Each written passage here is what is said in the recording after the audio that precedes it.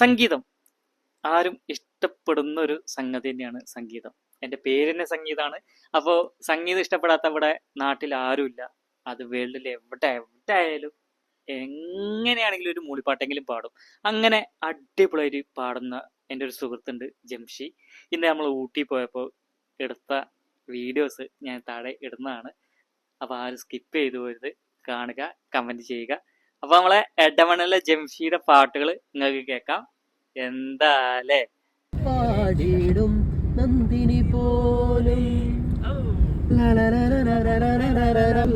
നീല ഒരു മൊഴിങ്കളെ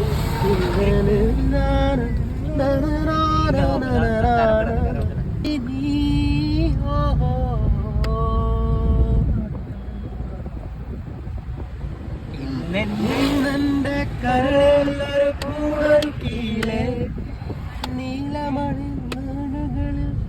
കവിത ചൊല്ലിയില്ലേ